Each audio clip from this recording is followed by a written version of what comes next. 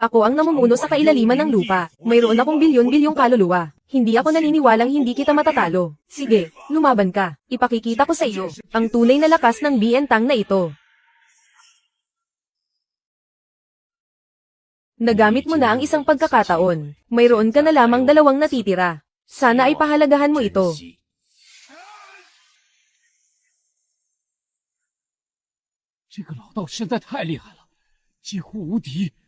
Tila si Kaze Tiger ba ay malapit na ring mabaygo. Anong gagawin natin? Dapat na ba tayong umatras? Ang aming team din ay hindi aatras. Sino man ang magsabi niyan muli, ay itatapon ko sa kailaliman ng ilog langit. Kaze Tiger ba, huling pagkakataon mo na ito.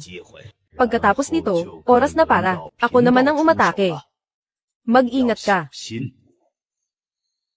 Tanggapin mo ang atake ko. Kung kaya mo pang gamitin ang iyong katawan para hamarang. Ngayong araw, ang Bientang na ito ay kusang aalis. Tandaan mo ang iyong mga sinabi.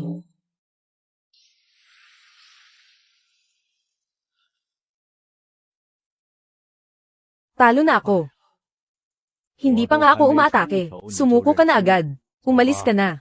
Wala ka ng kinalaman dito. Hindi kita sasaktan. 张友人，你还有什么要说？还需要去找帮手吗？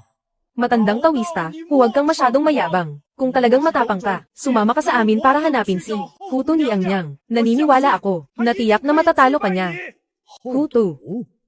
Ang lumikha ng reinkarnasyon, si Huto. Sa wakas, siya na ang susunod. Matagal na siyang hinihintay ng Biendaw na ito. Bakit naman ako matatakot? Kayong mga taga-Kindin, ituro niyo ang daan. Sino ang dumarating? Sino ang nangangahas na pumasok ng pilit sa kay Manokwan? Umatras kayo agad. Ako ang NGO Sida, si Zhang Yuren. Nangangahas ka bang harangan ako? Ako ay aalis na. Talagang hindi mo alam kung kailan ka dapat matakot sa kamatayan. Ang Zhang Yuren ay ang pinakamataas na pinuno, namumuno sa 3 mundo at 6 na landas. Paano niya magagawang bumaba rito sa kailaliman ng lupa? Paano ka namin matitiis dito? 5 multo. Anong karapatan at kakayahan ninyo upang hamanin ang Biendaw na ito? Umalis na kayo agad. Kung ganoon, simulan na ang laban.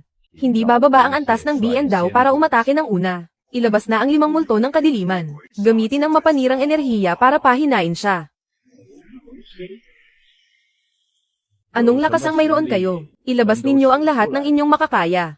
Baka mawalan na kayo ng pagkakataon mamaya. 此阵可困准胜，今日定要斩杀你！不行，阵法太弱了，不出几个喘息，贫道便可破阵。 Lapastangan, walang silbi, puro kayo yabang.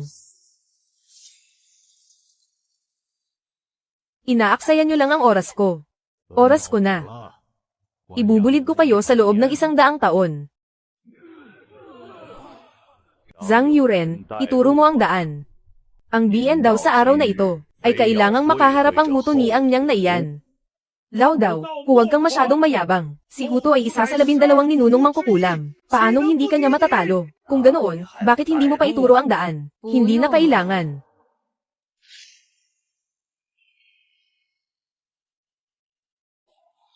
Iyan ang Huto ni Angyang. Dumating siya para tulungan ang langit. Huto ni Angyang, iligtas niyo po ang aming langit. Theo HU. Nabalitaan ko na ang tungkol sa iyo. Kung bibigyan ka ng isa pang pagkakataon, magagawa mo pa kayang pumasok sa siklo ng muling pagkasilang. Kusa ka nang umalis. Kundi, malalagay sa panganib ang iyong buhay. Akala mo ba talaga ay mas mahina ako sa iyo?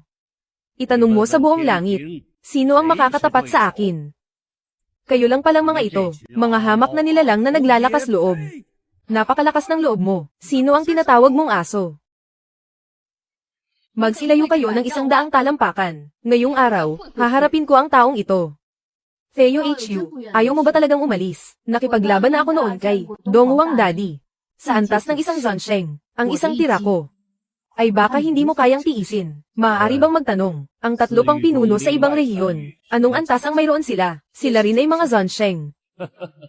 Pare-parehong Zonsheng. Ngunit kahit magsanib puwersa silang 3, hindi pa rin nila ako matatalo. Ano pa kaya kung ikaw lang mag-isa? Napakayabang mo. Ang bagay na ito ay tinatawag na pangkulong ng langit. Gusto kong subukan. Kung kaya ka nitong ikulong.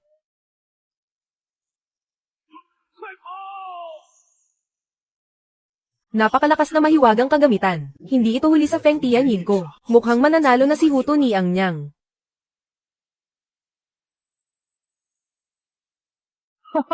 Ang matandang daw na ito ay nahuli na ni Huto ni Angyang. Napakagaling niya talaga.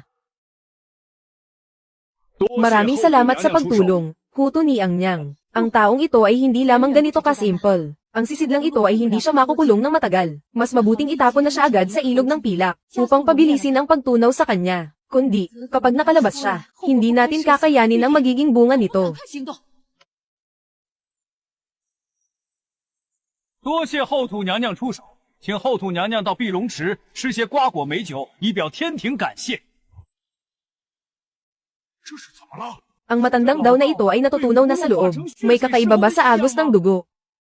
Hindi ko alam. Marahil ito ay dahil sa lila at gintong bumbong ni Huto ni Angyang noong bata pa siya. Ang Zijin Hulu, nagpapakita lamang ito ng banal na kapangyarihan. Inantok ako kanina. Kaya naman, sa loob ng bumbong na iyon, ay natulog muna ako sandali. Sige na. Lalabas na ang BN daw na ito.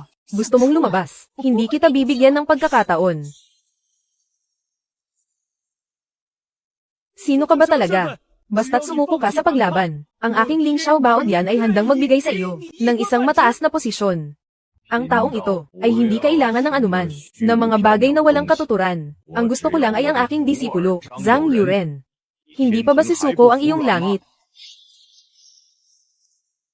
Minaliit lang kita kanina dahil nalampasan mo ang aking mahiwagang sandata. Puksain ang taong ito para sa akin. Lao daw. Ang mga kaluluwang ito ay pawang mga quasi-sage. Kahit isa-isahin mo silang patayin, mamatay ka man sa pagod ay hindi mo sila mauubos. Sumuko ka na. 投降。 Sumuko. Hindi pa tapos ang laban. Wala pa tayong nakikitang panalo o talo.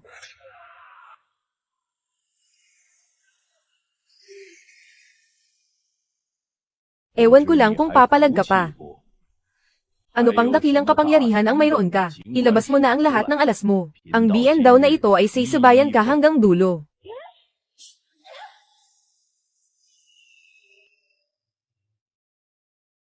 Huto ni Angyang. Gumamit siya ng sandatang labag sa batas ng langit, na hindi pa huhuli sa Sanqing. Mukhang sa araw na ito, may kalalagyan ang matandang ito. Xua Niao. Mula sa makapangyarihang nilalang ng sinaunang panahon, na ikinulong matapos mahuli. Sinasabing sa pinaka, kritikal na sandali lamang ito ginagamit.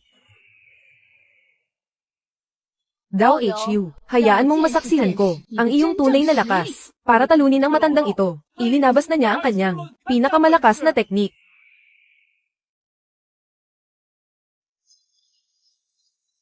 Mukhang hindi ka rin naman pala immortal. Ngayong araw, gamit ang mahiwagang sandata, mapapabagsak kita. Masyado kang mayabang. Para sa isang nagpapakadalubhasa, hindi iyan magandang katangian. Ang isang hamak na sandata ng kalikasan, ay hindi kayang talunin ako. Kung gayon, sige, umatake ka na. 压力。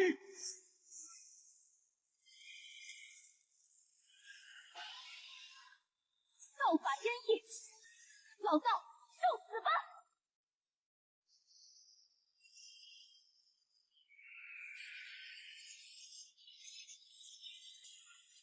Ipakita mo ang iyong lakas bilang isang quasi-sage, Huto. Ginamit mo ang iyong katawan para sa reinkarnasyon. Hindi ko alam kung handa ka bang ialay ang iyong sarili para iligtas ang langit. 糟糕，连创轮回的后土都无法斗过这老道吗？ Masyado siyang malakas. Tila kailangan na ng antas ng Sanqing para makialam sa laban na ito. Maging ang kanyang lakas ay higit pa sa Sanqing. Marahil ay kapantay na niya si Hongjun. Tayo ba ay kailangang hanapin ang ninunong si Hongjun? Hindi maaari. Ang Sanqing ay naninirahan sa ika-33 langit. Ang ninunong si Hongjun ay nasa palasyo ng Zishao. Sa ating katayuan at posisyon, wala tayong karapatang pumunta roon.